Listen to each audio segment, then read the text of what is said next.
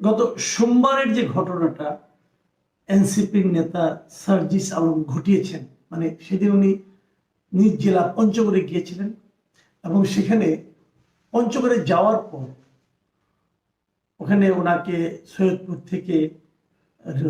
বিমানবন্দর থেকে ওনাকে নিয়ে যাওয়ার জন্য প্রায় শতাধিক গাড়ির যে বহর এসেছিল, সেই বহর নিয়ে বেশ কথা হয়েছে। আমি নিজেও একটা কন্টেন্ট সেদিনই করেছিলাম এবং সেখানে আমিও কিছু প্রশ্ন করেছিলাম এবং পঞ্চগড়ে পৌঁছার পর সার্জিস আলম বলেছিলেন যে আমার যদি কোনো ভুল হয় আপনারা শুধরে দেবেন। তো আমিও সেরকম ভুলগুলি আমার মতো করে দেখিয়ে দেওয়ার চেষ্টা করেছিলাম। ভেবেছিলাম উনি শুধরে যাবেন কি যাবেন না আমি জানি না, বাট আমি আমার মতো আমার দায়িত্বটা পালন করেছিলাম। এরপরে আমরা দেখলাম যে এটা নিয়ে নানা ধরনের প্রতিক্রিয়া। সব প্রতিক্রিয়া দিকে আমি তাকাতে চাইও না। যে প্রতিক্রিয়াটা আমার জন্য মোটামুটি একটু গুরুত্বপূর্ণ মনে হয়েছে সেটা হলো তারই দলে আরেকজন নেতা ডাক্তার তাসনিম জারা, তিনি পেশায় চিকিৎসক, একজন বিদেশে অনেকদিন ছিলেন। তিনি জ্যেষ্ঠ যুগ্ম সদস্য সচিব এই এনসিপি। আমাদের সার্জিস আলম হলেন উত্তরাঞ্চলের সংগঠক। তো এই তাসনিম জারা ফেসবুকে, ওনার ভেরিফাইড ফেসবুকে পরের দিন মানে মঙ্গলবার দিন সন্ধ্যায় একটা স্ট্যাটাস দিয়েছেন এবং সেই স্ট্যাটাসটা আসলে সার্জিস আলমকে উদ্দেশ্য করে উনি একটা চিঠি লিখেছেন। সেই চিঠি থেকে আমি আপনাকে কিছু অংশ পড়ে শোনাই, আমি আলোচনাটা পরে করছি। এই চিঠিতে উনি লিখেছেন, আমি হুবহু পড়ছি।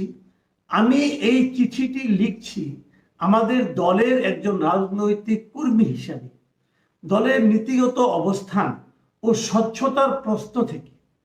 সম্প্রতি তোমার নিজ জেলায় শতাধিক গাড়ির একটি বড় বহর নিয়ে প্রবেশ করায় জনগণের মনে যৌক্তিকভাবে কিছু প্রশ্ন তৈরি হয়েছে।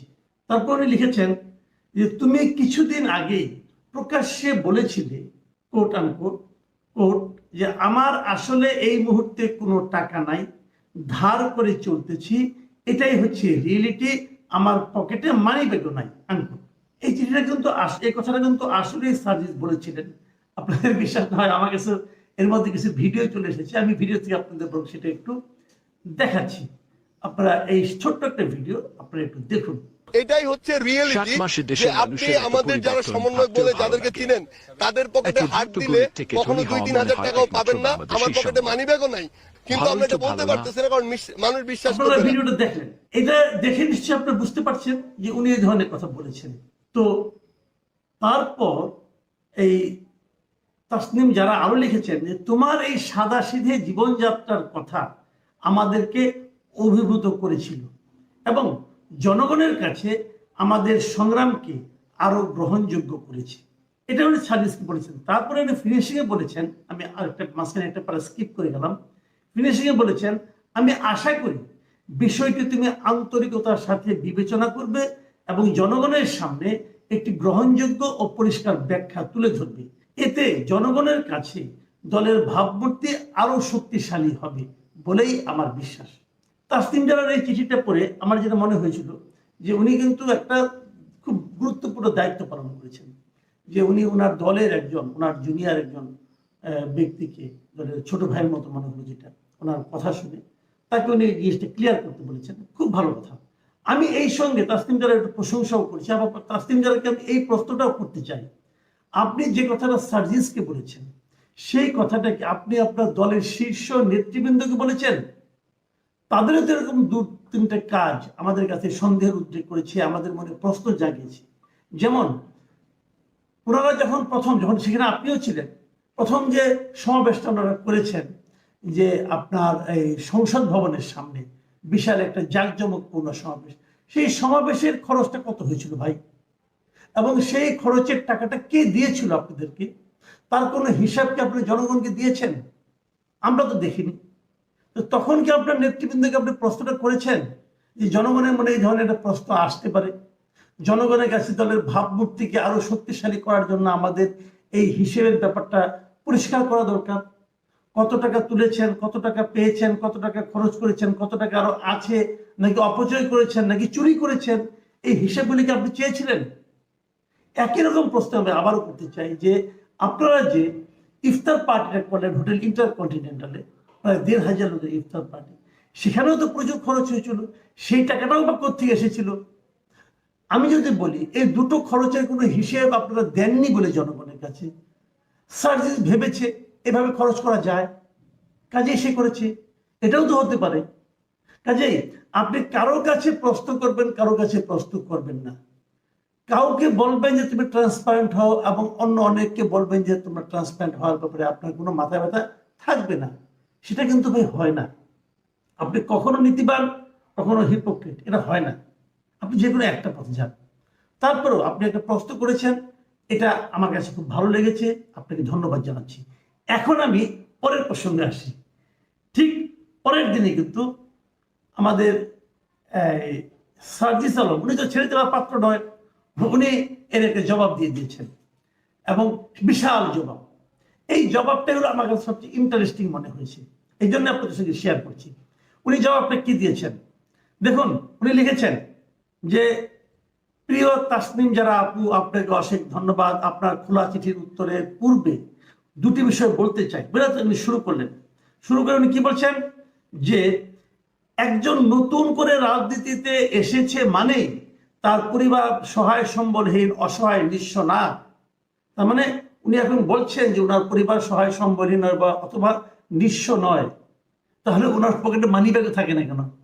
উনি যে দুদিন আগে বলেছিলেন যে আমার পকেটে মানি ব্যাগও নাই। তো উনি যদি সহায় সম্বলহীন না হন, উনি যদি অসহায় না হন, নিঃস্ব না হন, অনেক টাকার মালিক হন। উনি চিঠি একদিকে লিখেছেন ওনার দাদা যে পরিমাণ জমি রেখে গিয়েছেন, যে সম্পদ রেখে গেছেন, ওইটা দিয়ে নিয়ে উনি ইলেকশন করতে পারবেন। উনি যদি বলে থাকেন তো সেক্ষেত্রে তো প্রশ্ন উঠে যে উনি যে সহায় সম্বলহীন নন, তাহলে ওনার পকেটে মানি ব্যাগ থাকে না কেন? নাকি ওটা নাটক ছিল? নাকি ওনার মানি ব্যাগ বহন করার জন্য অন্য লোক থাকে? এটা হলো আরো বিপদ। ওনারা মাঝখানে যে ক্ষমতাবান হয়ে উঠেছিলেন, হয়তো এখনো আছেন, ওনারা চাইলে অনেক ধনাঢ্য ব্যক্তিও তার একজন কর্মচারীকে ওনার পেছনে পেছনে পাঠাতে পারেন যে সে যেন মানি ব্যাগ বহন করে ইয়ের জন্য, সার্জি সালামের জন্য, চাইলেই টাকা দিবে ওখান থেকে। সেরকম কিছু কি হয়েছে? এটা কিন্তু আপনাকে বুঝতে হবে। উনি লিখেছেন যে তার টাকা না থাকতে পারে, কিন্তু তার পরিবার, আত্মীয় স্বজনের তো সেই সামর্থ্য আছে। যদি তার আত্মীয় স্বজনের সেই সামর্থ্য থাকে, তাদের সেই সামর্থ্যটা যখন তার পকেটে মানিব্যাগও থাকতো না, তখন তারা প্রয়োগ করলো না কেন? তখন তারা সেটা ব্যবহার করলো না কেন? তাদের সামর্থ্যবান আত্মীয় স্বজন, সামর্থ্যবান পরিবারের সদস্যরা তাকে কেন নিঃস্ব অবস্থায় রাখতো? কেন? নাকি এখন তার একটা সম্ভাবনা তৈরি হয়েছে, অতএব তারা এটা ইনভেস্ট করছে? এটাই কি? এই প্রশ্নগুলো কিন্তু জবাব আপনাকে দিতে হবে জনাব সার্জিস আলম। দেখুন আরেকটা জায়গায় উনি লিখেছেন, কতিপয় সোশ্যাল মিডিয়া বুদ্ধিজীবী তাদের জায়গা থেকে যেভাবে রাজনীতিকে কল্পনা করেন সেটা কোনো আদর্শ পৃথিবীর চিত্র হতে পারে, কিন্তু বাংলাদেশের মতো বৈচিত্র্যময় চিন্তাধারা ধারণকারী জনগণ সম্বলিত একটি দেশের চিত্র নয়। মিস্টার সার্জিস আলম, এটা আপনি একটা ভয়ঙ্কর কথা বলেছেন। ভয়ঙ্কর কথা। কোথায় ভয়ঙ্কর কথা? আপনি বলতে চাচ্ছেন যে বাংলাদেশের মতো বৈচিত্র্যময় চিন্তাধারার ধারণকারী জনগণ সম্বলিত একটা দেশের চিত্র এটা না। মানে এই দেশের মানুষ ওরকম আদর্শ পৃথিবীর চিত্রের সঙ্গে সঙ্গতিপূর্ণ নয়। এই দেশের মানুষকে আপনি লোভী বলছেন, এরা লোভী, টাকা চায়, টাকা দেখাতে হয়, এদের মন মানসিকতা সেরকম। তাই যদি হবে তাহলে বিএনপি আর আওয়ামী লীগ দোষটা কি করলো ভাই? এটা আমার বুঝান তো আপনি। আওয়ামী লীগ বিএনপি এই কাজটাই করছে। আওয়ামী লীগ বিএনপি বোঝানোর চেষ্টা করছে এত বছর ধরে যে যার মাসুল আছে, যার পকেটে টাকা আছে, তার পক্ষে কেবল এমপি হওয়া সম্ভব, অন্য কারোর পক্ষে নয়। আপনি তো সেই গড্ডালিকে প্রবাহে গা ভাসাচ্ছেন। যদি সেই গড্ডালিকে প্রবাহে গা ভাসান তাহলে নতুন বন্দোবস্তের কথা বলেন কেন? কেন বলেন?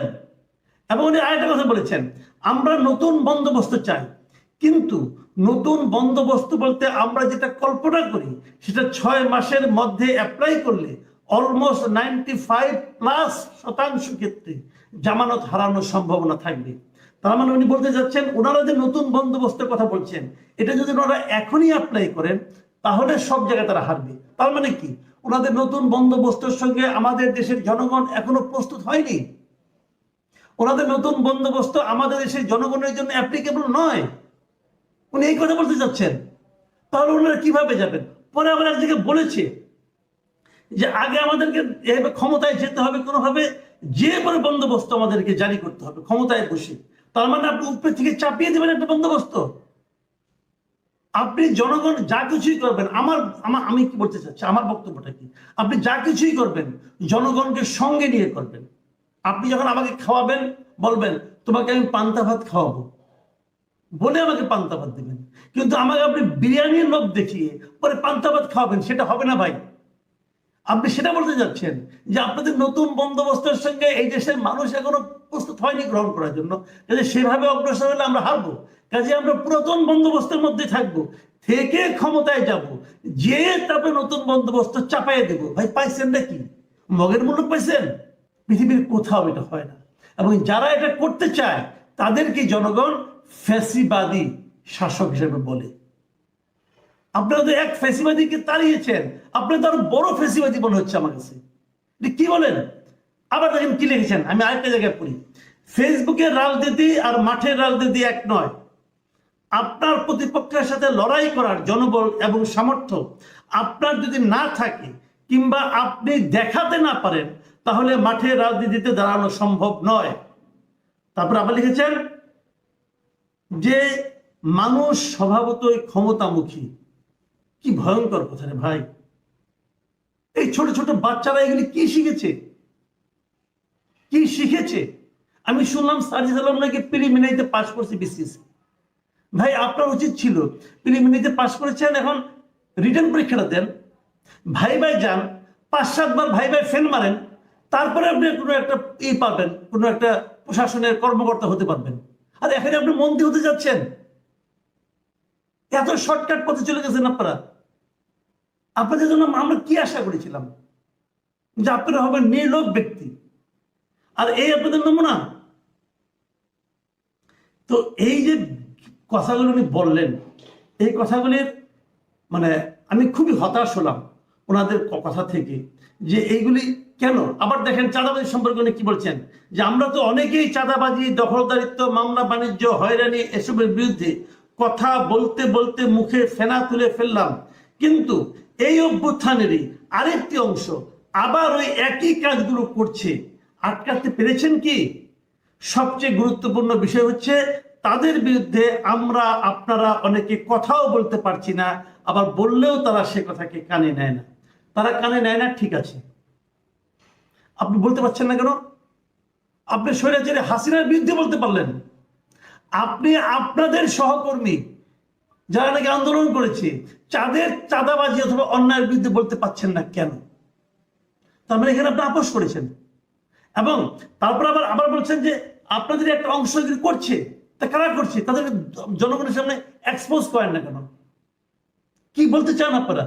আপনারা যা খুশি তাই করবেন, আর এই দেশের মানুষ সেটা মেনে নেবে? এত সোজা না রাজনীতি, এত সোজা না।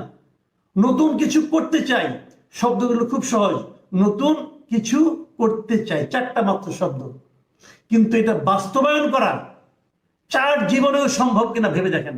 অন্তত আপনাদের মতো মানুষের জন্য তো 100 জীবনেও সম্ভব না, যারা নাকি শুরুতেই গড্ডালিকা প্রবাহে গা ভাসানোর জন্য উঠে পড়ে লাগে।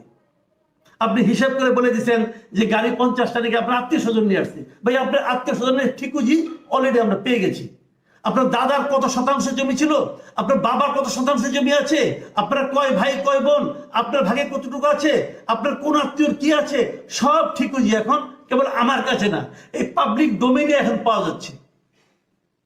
আর নিজেকে জমিদার বলার চেষ্টা করেন না, আপনি জমিদার নন। আপনার টোটাল পঞ্চগড়েই জমিদার তো নাই, আপনি কিভাবে জমিদার করবেন?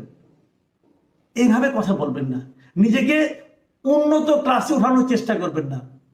মানুষের প্রতিনিধি হওয়ার জন্য জমিদার হওয়ার দরকার নাই, মানুষের প্রতিনিধি হলে ওই মাঠের মানুষ হওয়ার দরকার আছে।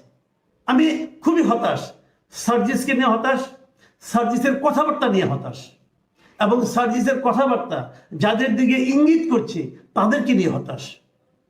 প্রিয় দর্শক, আপনি হতাশ হবেন কি আশাবাদী হবেন সেটা আপনার ব্যাপার, আমি আমার কথা বললাম।